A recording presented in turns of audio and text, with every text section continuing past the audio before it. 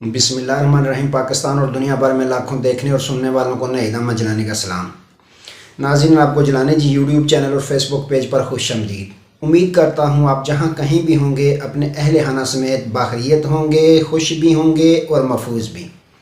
नाज़रीन इकराम, अपनी गुफ्तगू का आगाज़ करने से पहले तमाम ख़वातीन हज़रात से ये गुजारिश है जो हमारे चैनल पे अभी नए हैं वो जिलानी जी चैनल को सब्सक्राइब फरमा लें ताकि रोज़ाना आप तक हमारी नई वीडियोज़ आसानी के साथ पहुँच सकें।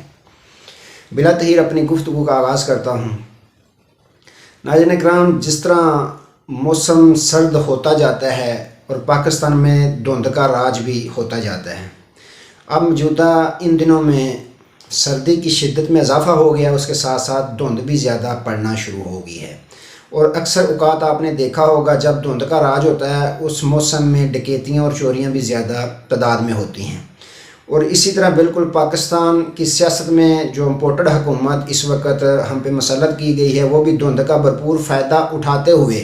वारदातें करने में मसरूफ़ है। कभी तो वो वारदात कर देती है रातों रात, लंडा बाज़ार में आने वाली चीज़ों पे टैक्स बढ़ा देती है, कभी वो रातों रात धुंध का भी फ़ायदा उठाते हुए वज़ीर आला को डी नोटिफाई का नोटिस भिजवा देती है।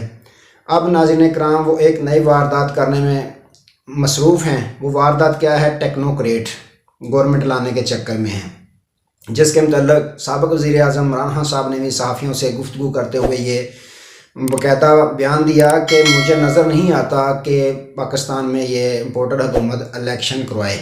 नए इलेक्शन करवाने में ये मुखलस नहीं है। टेक्नोक्रेट की बाज़ गश्त जारी है। तो उन्होंने कहा हम इसका भरपूर मुकाबला करेंगे, हम इसकी भरपूर मुखालफत करेंगे। नाज़रीन इकराम, टेक्नोक्रेट की आइन में गुंजाइश ही नहीं है। तो इनका ये मंसूबा है, इन्होंने मीडिया पे पैसा लगाया हुआ है। जिस तरह इन्होंने नवाज शरीफ को बैरून मुल्क इलाज के बहाने से भेजने के वक्त जो लगाया था, जब मीडिया सुबह शाम यही खबरें देता था कि नवाज शरीफ की प्लेटलेट्स डाउन हो गई हैं, बस गए, तो उसी तरह इन्होंने मीडिया पे जो पैसा लगाया, अभी रिसेंटली 2 अरब रुपए की आपने खबरें सुनी थी, इससे भी ज़्यादा इन्होंने बांटा हुआ है। मकसद क्या है कि ऐसा माहौल आपने बना देना है हमें कि बस टेक्नोक्रेट के अलावा और कुछ हल हमारे पास बचा नहीं है।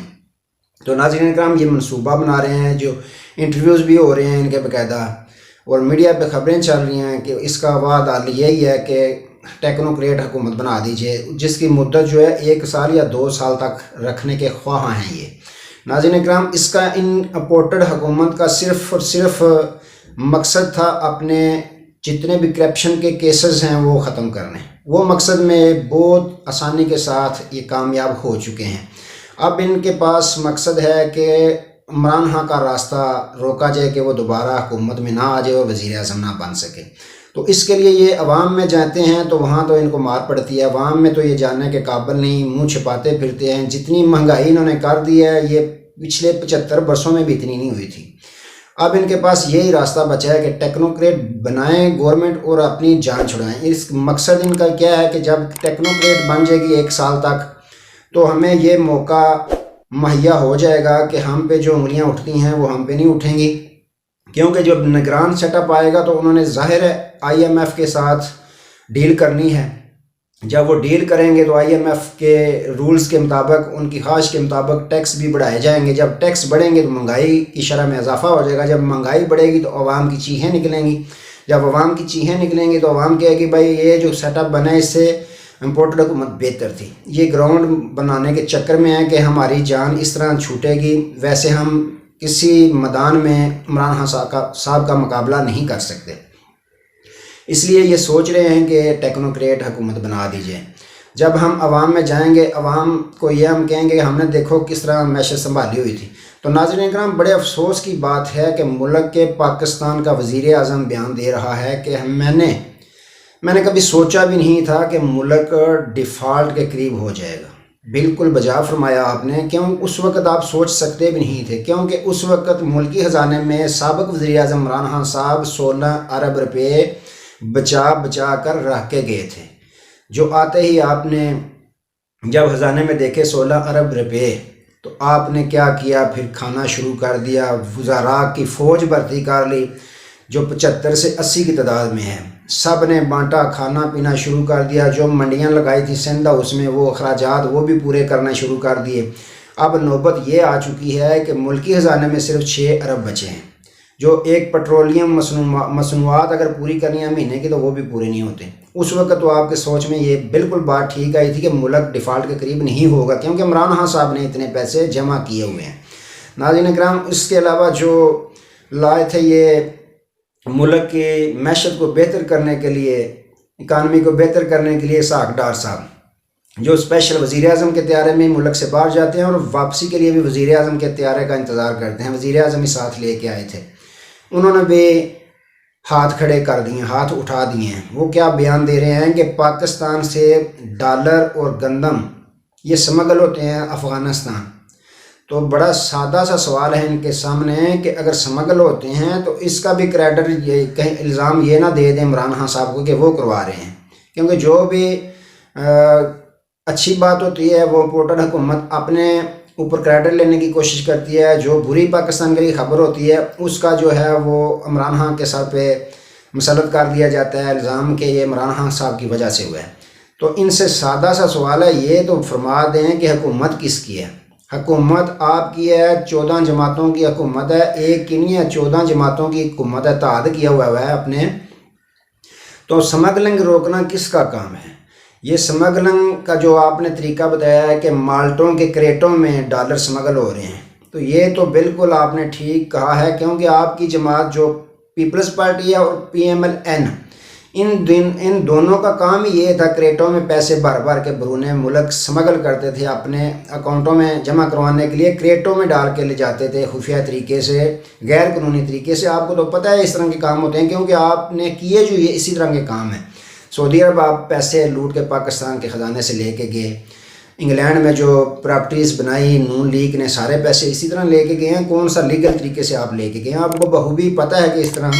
سمگل کیا جاتا ہے پیسہ اور ڈالر۔ تو اس کو روکنا، روک تھام کرنا کس کا کام ہے؟ حکومت وقت کا کام ہے۔ یہ تو آپ اپنے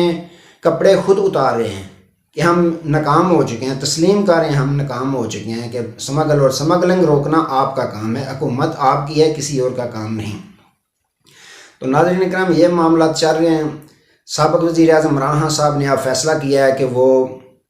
اپنے جتنے بھی MPs حضرات ہیں انہوں نے 2 جنوری کو طلب کر لیے ہیں، جو بھی کسی ملک پہ دوسرے ملک میں دورے پہ ہیں یا حج و عمرہ کرنے کے لیے یا علاج معالجے کے لیے، انہوں نے کہہ دیا کہ 2 جنوری کو وہ اکٹھے ہو جائیں۔ اس کے بعد انہوں نے کیا کرنا ہے، صوبائی اسمبلی سے اعتماد کا ووٹ لینا ہے پرویز الہی صاحب کا۔ ووٹ لینے کے بعد انہوں نے اسمبلیاں KPK اور پنجاب کی تحلیل کر دینی ہے۔ جو یار لوگوں کا کہنا ہے کہ یہ تحلیل نہیں ہوں گی کیونکہ مال دولت خوب لگ رہی ہے، تو مسئلہ تو اتنا سا ہے، 5-6 MPs حضرات کو اتنا کہنا ہے کہ ووٹ تو انہوں نے کاسٹ کرنا نہیں ہے، ووٹ کاسٹ کریں تو اگر دوسری سائڈ پہ کریں تو وہ تو سپریم کورٹ کے حکم کے مطابق شمار ہی نہیں ہوگا۔ اس میں واردات جو ہے انہوں نے یہ ڈالنی ہے کہ ان MPs حضرات کو خریدنا ہے کہ آپ نے اس دن جس دن اعتماد کا ووٹ ہونا ہے آپ نے غائب ہو جانا ہے، فون اپنے بند کر لینی ہے، اندر اپنے چھپ جانا ہے یا بیٹھ جانا ہے، کچھ بھی کرنا ہے، آپ نے اسمبلی ہال نہیں پہنچنا۔ تو ناظرین اکرام، جب وہ پہنچیں گے نہیں تو اعتماد کا ووٹ پرویز الہی صاحب نہیں لے سکیں گے۔ تو اس طرح معاملات ہو رہے ہیں، حکومت واردات ڈالنے کی کوشش کر رہی ہے۔ تو ناظرین اکرام، سابق وزیر اعظم عمران خان صاحب نے یہ ساری صورتحال کو دیکھتے ہوئے اب یہ فیصلہ کیا ہے کہ میں لاہور زمان پارک سے اب روانہ ہو جاؤں گا اسلام آباد بنی گالا۔ تو بنی گالا بیٹھ کر میں ان کا مقابلہ کروں گا، وہاں جو صورتحال چل رہی ہے راول پنڈی میں وہ بھی وہ دیکھ رہے ہیں ساری صورتحال، اور انہوں نے یہ بیان دیا کہ ہمارا اسٹیبلشمنٹ کے ساتھ کوئی بھی کسی قسم کا رابطہ نہیں۔ ساتھ انہوں نے ایک اور بہت اہم بیان دیا ہے کہ جو پیچھے بیٹھے لوگ ہیں ان کی مرضی کے بغیر پاکستان میں الیکشن نہیں ہوتا۔ یہ اشارہ بھی انہوں نے جس طرف دیا ہے وہ بھی آپ سمجھ گئے ہوں گے۔ تو ناظرین اکرام، اس وقت جو موجودہ صورتحال چل رہی ہے، جو مختلف سروے آئے ہیں ان سرووں میں پاکستان تحریک انصاف کے چیئرمین عمران خان صاحب 63% کامیابی حاصل کر رہے ہیں، یعنی دوسری جماعتیں جو ہیں ان کا حساب لگا لیں کہ وہ تو آٹے میں نمک کے برابر بھی نظر نہیں آ رہی۔ تو یہی وجہ ہے یہ امپورٹڈ حکومت الیکشن سے فرار حاصل کرنا چاہتی ہے، اور اس کے لیے انہوں نے پلاننگ یہی کی ہے کہ ٹیکنوکریٹ بنائیں، اپنی جان چھڑکائیں، اور پاکستان میں آزادی کے ساتھ آپ گھومیں پھریں گے، کیسز ہمارے تو تمام ختم ہو چکے ہیں،